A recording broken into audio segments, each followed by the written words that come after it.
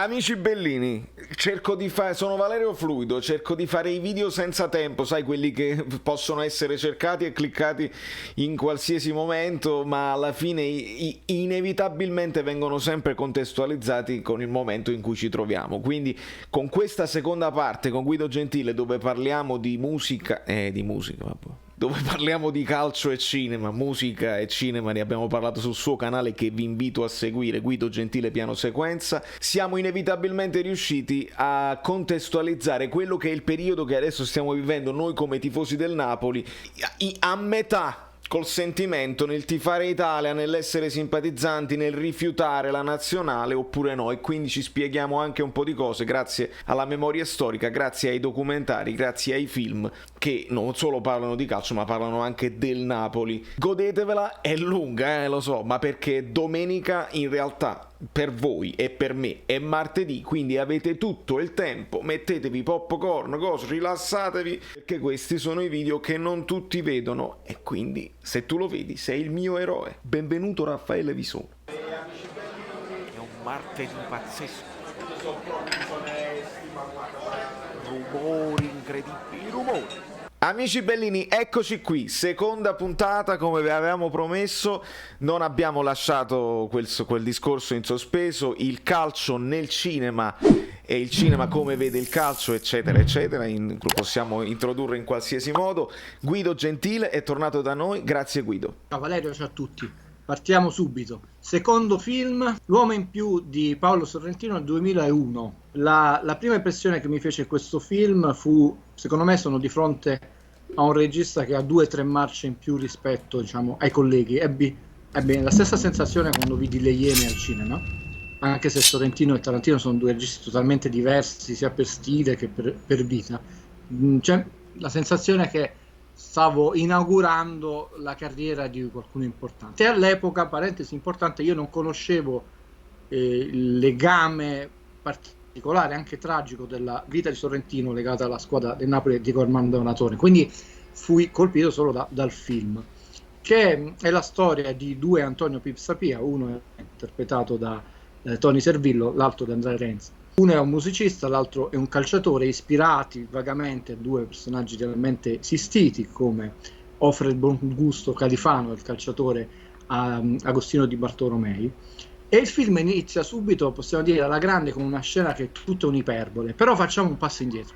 È molto difficile per le giovani generazioni pensare a quello che vi sto chiedendo adesso, cioè azzerare tutto quello che è la loro vita calcistica, quello che lo hanno visto, perché ora sono bombardati tantissime immagini, arrivano le squadre, lo spogliatoio, si cambiano anche i giocatori in ciabatte. Ecco, lo spogliatoio aveva una sua sacralità, non solo come ambiente, ma proprio anche come metafora, no? Tutti questi spifferi di quello che si è detto, si è fatto, hanno litigato, hanno appeso al muro l'adesivo.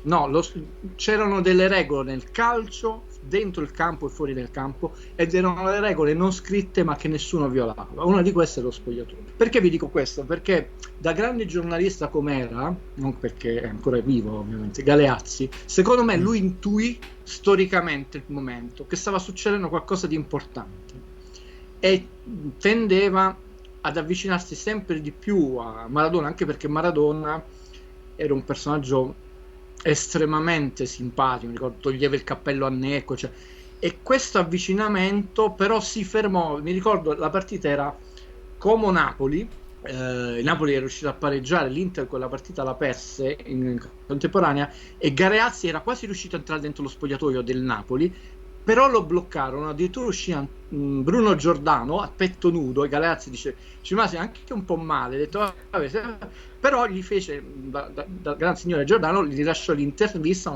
proprio alla porta dello spogliatoio, e mi ricordo ancora la battuta di Galeazzi che dice, lo vedi lo striscione l'ultimo chilometro, lo vedi?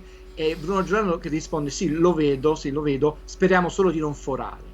Ecco, noi sappiamo che poi la grande festa dello scudetto, Galeazzi entra nello spogliatoio del Napoli, ci regala una delle più belle pagine di giornalismo calcistico che è andata al di là del tempo. Oggi, che siamo abituati a vedere di tutto nel mentre, durante e anche a vedere i selfie, tutto questo ha perso fascino, ma quella scena è importante, anche se dichiaramente sopra le righe, perché quasi permette agli spettatori di essere soddisfatti in tutte quelle voglie nel corso degli anni, quando tu hai detto ma chissà che cosa ha detto, come ha spronato l'allenatore per avere questa reazione dei giocatori, perché è una scena che chiaramente si ambienta tra un primo e secondo tempo di una partita che non sta andando come ovviamente l'allenatore e la squadra speravano, e questo personaggio ispirato veramente al Petisso, grande genio del calcio. Noi napoletani siamo affezionati a Petisso Pesaro, e sembra quasi che Sorrentino ci regala le tante discussioni, le tante cazziate, le tante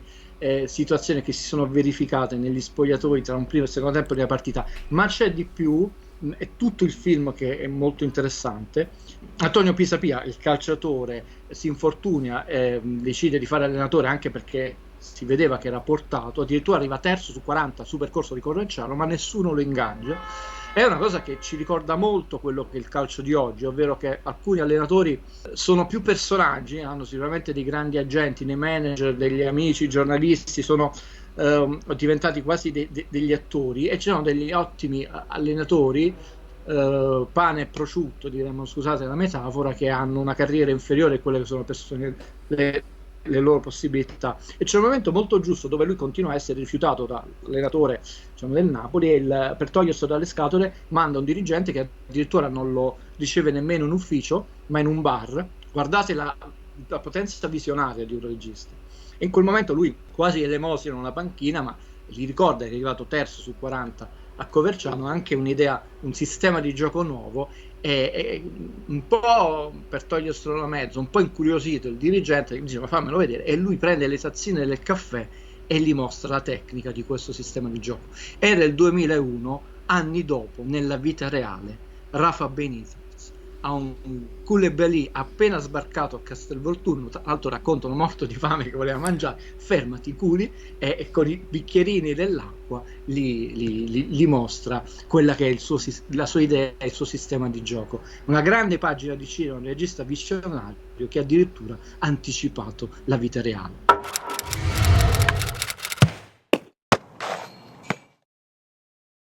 Tra l'altro l'episodio di Koulibaly e Benitez ci fa ricostruire quanto Benitez fece crescere Koulibaly anche prima dell'arrivo di Sarri, perché poi dopo, hai capito, con Sarri ovviamente tutti quanti, Sarri ha fatto crescere Koulibaly, sì, assolutamente lo ha fatto tenere l'attenzione alta, ma fu Benitez a dire li vedi questi dribbling, li vedi queste scivolate incredibili, tu dici, bravo, non le fare più. Fu Benitez a dire questo a Koulibaly, è cresciuto in quell'incontro al ristorante più che in tutta la sua carriera. Se ne va Benitez, se ne va Sarri, Koulibaly ricomincia a fare dribbling, una continuazione, e troppo spesso perde il pallone. Speriamo, poi ne parleremo di questa cosa qua. Torniamo al cinema. Ultimo film, adesso vanno molto di moda i documentari sugli sportivi, sui calciatori, devo dire sono tutti abbastanza musci. Ho intravisto quello là su Baggio, su Netflix, e ci sono dei buchi narrativi, almeno a me è sembrato che ci siano stati proprio dei passaggi secondo me anche più importanti e più emozionanti, saltati a pie pari per poi andare su altri discorsi. Non so se tu hai avuto modo di vedere. Perché sì, senza la trama non c'è l'azione. E ci sono film anche non epocali, penso Hurricane, su Ruby Hurricane, che è stato un boxer incarcerato per un crimine che non ha commesso, uno straordinario Denzel Washington nel film. Tra l'altro c'è una canzone bellissima di Bob Dylan, scusate questa parentesi, però vedi c'è il dramma umano, anche se non è un film memorabile, è un buon prodotto, attenzione, però ci deve essere il dramma, e molti di questi sportivi, casomai vedi delle giocate fantasmagoriche. Sì, chiaro, molti calciatori da Cazzano in poi sono partiti da una situazione, non voglio dire di povertà, però insomma di semplicità, o anche meno, però non c'è il dramma, senza dramma non c'è cinema. Con Maradona c'era molto dramma, ed è il documentario del 2019 di Asif Kapadia. Parentesi, facciamo anche qui un passo indietro. Anni prima, intorno agli anni 2000, conosco Emil Kusturica, passo una serata a parlare un po' di tutto, a parlare di cinema ovviamente, a parlare di sigari, lui è un grande fumatore di sigari, di musica, mi invitò al concerto dei No Smoking, il suo gruppo, parlare di donne, parlare di vino, parlare della situazione politica. A un certo punto lui mi chiese da dove venissi, e io risposi da Napoli, e la prima cosa che mi chiese: allora hai visto Maradona? E io gli spiegai, sì, calcisticamente non l'ho mai incontrato, ecco, non ho nessuna presunzione, sia chiaro, o pretesa che io ho ispirato il documentario di Maradona, di Emin Kusturica. Però non cito quello, non perché è meno bello, perché quello è un documentario veramente sull'uomo, sulla tragedia di un uomo che, come dice lui giustamente, se non fosse stato un calciatore sarebbe stato un leader rivoluzionario. Ci sono immagini anche di Maradona schierato contro le ingiustizie, contro Bush. Maradona è stato, forse solo John Milius avrebbe potuto raccontare Maradona, cioè quei registi che ci avevano regalato il cinema Bigger Than Life. Ho letto nei commenti alcuni, chissà perché Guido non ha citato questo film.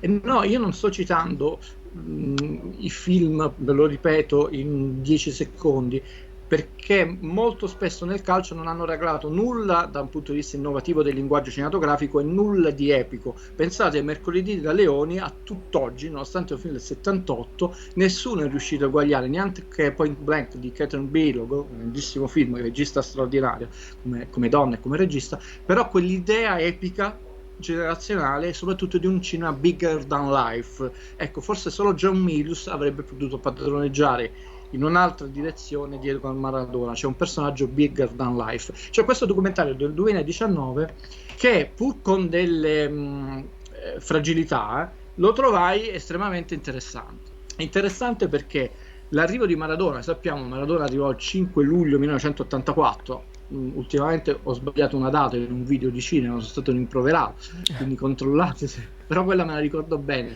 E questo arrivo nella ritmo con una guida anche un po' schizofrenica, cioè, la prima cosa che chiesero a Maradona in conferenza stampa, un Maradona che aveva 24 anni da compiere, che non parlava una parola di italiano, non aveva fatto l'esame a Perugia di Suarez, gli chiedono se sa che a Napoli i soldi della Camorra comprano tutti, eccetera. E Ferlaino interrompe la conferenza stampa, si incacchia, caccia questo giornalista. Ecco, questa domanda secondo me racchiude il destino di Maradona non solo in Italia, ma anche il destino del calcio. Probabilmente l'Italia andrà bene come è successo per il mondiale in Germania, e nasconderemo sotto il tappeto tutte le schifezze di quelli. Però se pensiamo che Maradona nel 1984 arriva in Italia e sono passati tantissimi anni, non solo non abbiamo risolto nulla, ma abbiamo regalato tantissimi scandali, ed era una domanda secondo me senza senso, perché tu a Maradona avresti dovuto chiedere in che ruolo preferissi giocare, dove pensi possa arrivare questo Napoli, o se volevi essere un po' più indelicato, come stava la caviglia, perché Maradona aveva subito, come sappiamo, non solo un infortunio gravissimo, ma un intervento quasi sperimentale alla caviglia, che comunque gli avevano lasciato, bellissimo, fu una puntata speciale di Mixer di Mioli, un 7-8% di invalidità permanente, gli portava a camminare male, una gamba più corta, questo gli causava mal di schiena. Quindi questa domanda fuori luogo, però anticipa, secondo me, ed è una domanda storica, quello è un reperto storico, ma è un documentario che secondo me racchiude un po' l'essenza della tragicità e della grandezza del personaggio, perché monta anche tanti luoghi comuni che avevano accompagnato, che hanno accompagnato Diego Armando Maradona, tipo che non si allenava. Ci sono tante scene con Fernando Signolini. Maradona è stato uno dei primi, non voglio dire il primo, ma sicuramente uno dei sportivi più importanti, nel calcio sicuramente più importanti, a avere il preparatore personale. E che preparatore! E vediamo che a volte in realtà lui non è che non si allenava con la squadra, ma andava a fare degli allenamenti personali, proprio perché aveva un fisico particolare. E Fernando Signolini, no? C'è quella famosa frase: io con Diego andrai in capo al mondo, con Maradona da nessuna parte, e lui dice sì, ma è Maradona che ti ha portato fuori dal Villa Fiorito.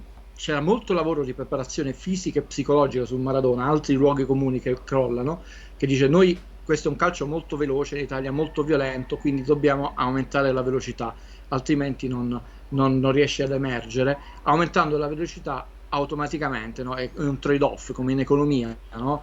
La curva è asse ascissa e ordinata, non puoi aumentare tutte e due contemporaneamente, diminuirà la tecnica. Loro riuscirono insieme a aumentare la tecnica, a aumentare la velocità.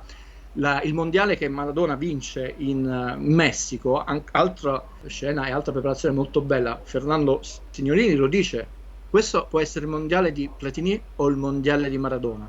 Sei tu che deciderai il destino, se sarà il mondiale di Platini o il mondiale di Maradona. Maradona decise di vincerlo con la testa e fece tutta la parte finale del campionato, poi la preparazione in Italia, in Argentina e poi in Messico. Si portò Carmando come messaggiatore. C'è una scena molto bella del documentario dove si vede Carmando che è un'anima divisa in due, perché lui era legatissimo a Maradona. Questi avevano trionfato da non favoriti per nulla in Messico, ma lui era anche italiano. Quindi è un mondiale che Maradona decise, stimolato da Fernando Signolini: no, non sarà Platini a essere il vincitore, sarò io. È anche un documentario che ci fa vedere il calcio in una prospettiva diversa dall'immagine. Adesso è più facile con tante telecamere diciamo a livello del terreno di gioco, e ci fa sentire il calcio. C'è un bellissimo lavoro sul sonoro. Adesso noi abbiamo avuto la pandemia, abbiamo sentito le urla degli allenatori, le parolacce, a volte anche il suono del pallone.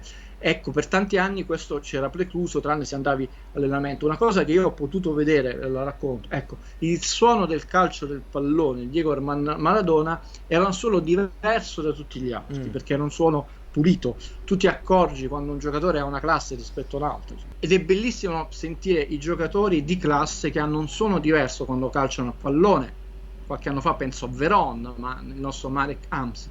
E il suono del calcio del pallone di Maradona era poesia pura. E in questo documentario c'è un grandissimo lavoro sul sonoro. Penso anche solo quando la palla entra nella rete, una cosa che noi non sentiamo mai, anche in epoca di pandemia, è meraviglioso. E c'è un momento, secondo me, molto bello, perché è un documentario che non solo racconta la vita e la tragicità a Napoli di Maradona, ma racconta anche la gioia che lui provava nel giocare a pallone, che restituiva a noi spettatori. La provava prima lui come un bambino, e per questo noi la vivavamo così intensamente. Secondo me è uno dei gol più belli della storia del calcio. Per me è più bello del gol del secolo, perché il gol del secolo è più facile. Tu stai già a fronte alla porta, ed è 27esima giornata, Napoli-Milan, il secondo gol di Maradona, il primo era di Carnevale. Maradona è più o meno sui 20-22 metri, sta fintando ad uscire, ha 3 giocatori in marcatura e 2 davanti, rientra, Giordano gli passa questa palla alta, tesa ad effetto, e lui la stoppa più o meno all'altezza in linea degli 11 metri. Il portiere esce alla disperata fuori dall'area piccola, intorno ai 6 metri, e lui lo dribbla senza che la palla ha toccato terra, con un altro tocco di sinistro, e poi più o meno a 4 metri e mezzo, sempre in linea verticale sull'area piccola di porta, mette dentro la palla defilato.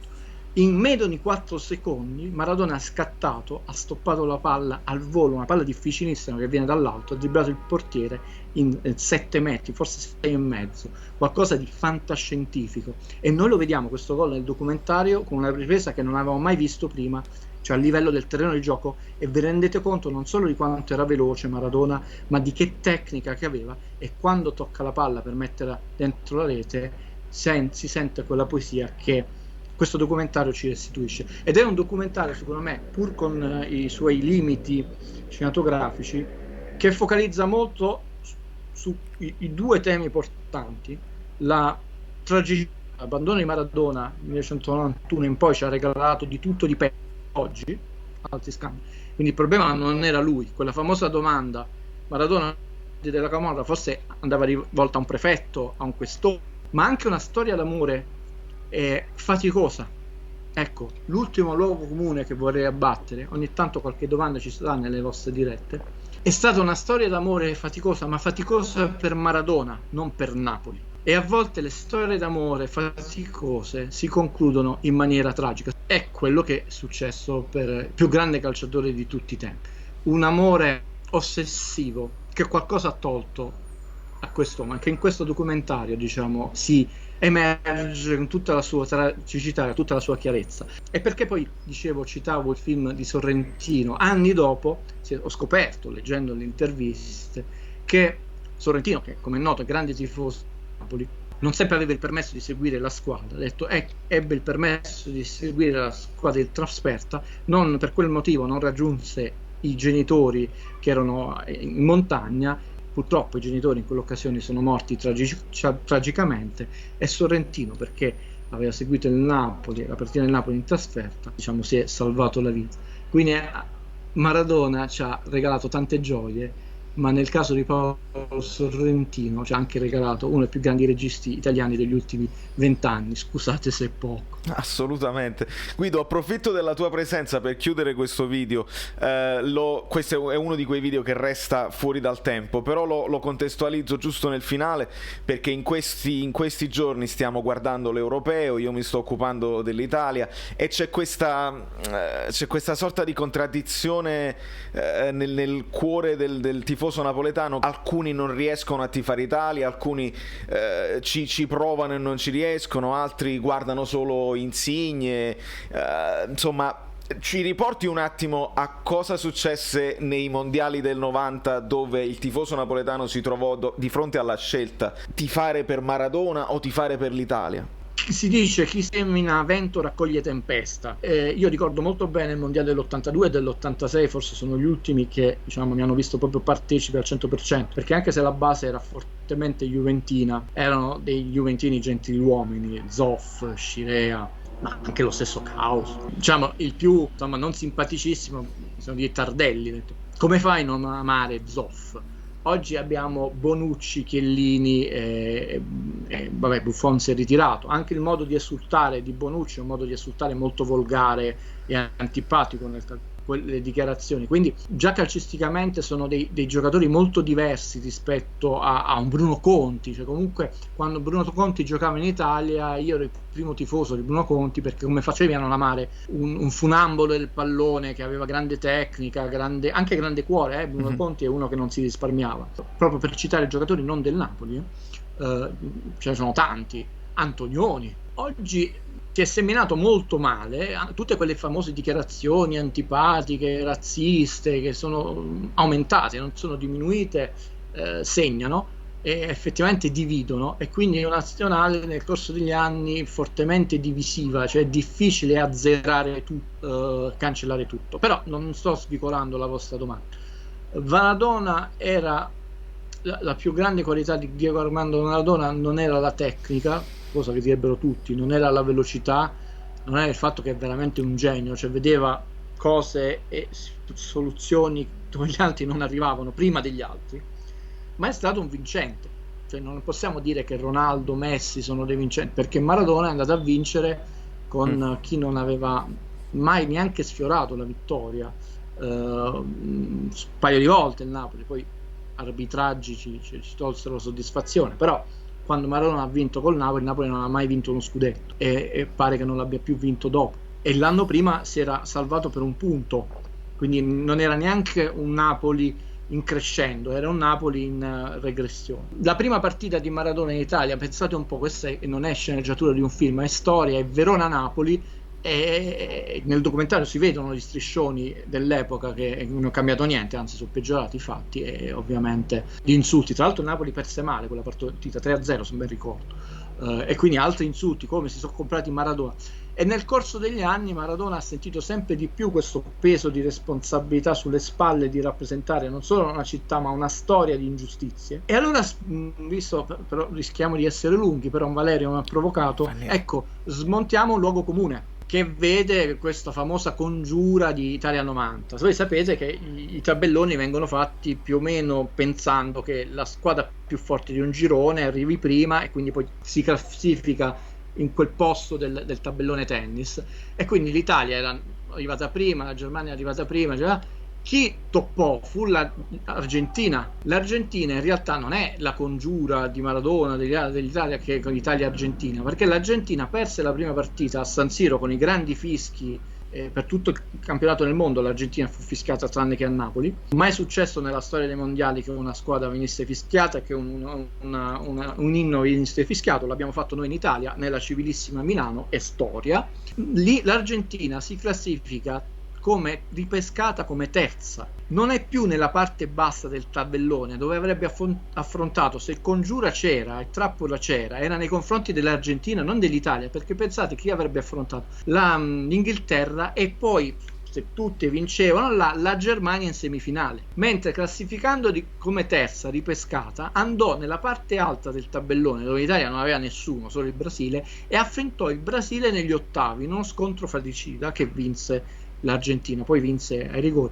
Quindi in realtà fu la prima partita sbagliata dell'Argentina, poi il pareggio, la vittoria, che ha causato quel cambio di tabellone, perché nessuno avrebbe pensato che l'Argentina, non dico prima, almeno seconda, si sarebbe qualificata. L'Italia giocò sempre all'Olimpico perché ovviamente si classificò prima, quindi andò nel primo posto degli ottavi. Chi vinceva in quel posto andava ai quarti, che quello era sempre l'Olimpico. Altro luogo comune: a Napoli l'Italia andava a giocare spesso quando doveva togliere le cascagne dal fuoco, quando c'erano delle partite dedicate, perché aveva bisogno del grande pubblico. Tradizionalmente era sempre stato uno stadio molto amico l'Italia, tra l'altro non perdeva al San Paolo da oltre 20 anni, aveva perso solo 2 volte, un amichevole, un'altra partita, aveva un record notevole di vittorie al San Paolo, anche alcuni record di spettatori, cioè più volte si erano superati i 90.000 spettatori, all'epoca non c'erano le sedie. Quindi altro luogo comune che il San Paolo era uno stadio ostile all'Italia.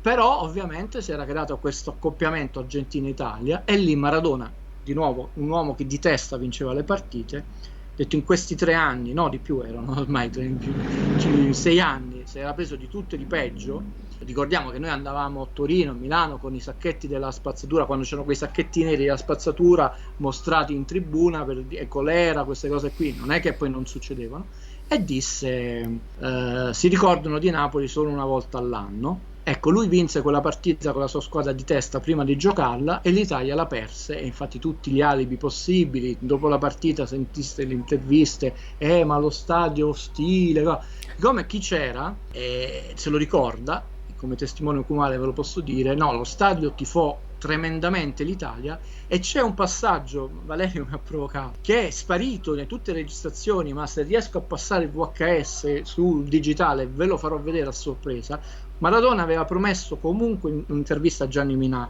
la mantenne la parola. Non a caso Gianni Minà, quando è morto Maradona, non ha fatto il coccodrillo strappalacrime, ma ha ricordato questo episodio come dire: Maradona ha sempre rispettato la parola, nel buono e nel cattivo tempo, sempre. Maradona disse questa frase: ringrazio i napoletani di non avermi troppo fischiato. Nel documentario che io vi ho citato si sentono i fischi durante l'esecuzione del calcio di rigore di Maradona, spariti dopo nelle telecronache Rai, spariti dalla famosa intervista di Gianni Minà. Invece Maradona disse: ringrazio i napoletani per non avermi troppo fischiato, perché voi capite, si fischia per incutere timore, per psicologicamente provare a far sbagliare. Io, che ho una buona memoria, me la ricordo, c'ho il VHS registrato, perché questa cosa lo fece soffrire Maradona, che fu fischiato al calcio di rigore. E mi ricordo anche la battuta del grandissimo Sandro Mazzola, sempre stato commentatore pacato e raffinato e molto sobrio, che disse: anche Maradona ha sentito la pressione, l'ha quasi battuto male, perché la batté spiazzando sì, ma non angolatissimo, perché comunque era un rigore pesante, perché i colleghi miei dimenticano che c'è Calabria e Calabria, ma ci sono anche rigori e rigori, concedetemela questa. Assolutamente. E quindi lo stadio tifò Italia. Ci poteva essere qualche sparuto gruppo di 10 persone qua, 10 persone là lì. Nelle immagini, nel documentario, si vedono le ragazze piangere all'eliminazione dell'Italia, e soprattutto in questa intervista di Gianni Minà rilasciata da Maradona, lui questa frase significa che segnò. Ne parleremo in un altro capitolo di quello che è successo, perché a questo punto Valerio vorrà far cronaca dopo quell'Italia 90, che ha causato poi la nascita del calcio moderno, che vi piaccia o no lo stabilite voi, io poi vi dirò la mia, è il destino di Maradona, perché come vi ho detto, Maradona con la palla era un bambino che giocava sulla sabbia. No, quindi una volta che gli hai tolto la palla, gli hai tolto la gioia. Credo che io non ho mai visto un calciatore prendere tante botte, cadere a terra col sorriso. E si rialzava sempre senza chiedere mai niente. Sì, se voi andate a vedere, l'ho mandato a Valerio, non so con le immagini come possiamo cavarcela, il famoso fallo del calcio di punizione a 2 sì, in Napoli-Juventus è tremendo. Lo falciano in 2 per fermarlo, ma prima l'avevano falciato sul lato opposto, cioè vicino alla bandierina del lato distinti. Lui comunque si è rialzato, ha continuato l'azione, è riuscito a passare la palla, perché era veramente molto difficile ed era quasi una sfida buttarlo a terra. E in questo documentario, oltre il rapporto tragico di quest'amore soffocante con la città, però si vede anche tanto calcio, si vede proprio all'altezza del terreno di gioco, quindi come lo giocavano i giocatori, perché noi lo vediamo dall'alto e sembra veramente un videogioco, invece il calcio non è un videogioco. Signori e signore, Guido Gentile, grazie mille per la tua testimonianza, per la tua memoria e per la tua cultura a 360 gradi. Grazie a te, Valerio. Quindi dobbiamo arrivare ai 10.000 e arriviamoci, si deve cliccare sopra la cosa così, poi cliccate sulla campanella, poi vi iscrivete al canale Telegram, poi dovete praticamente fare basta, sei cringe, quante cose, tutte le cose bellissime. Io mi ricordo come mi chiamo.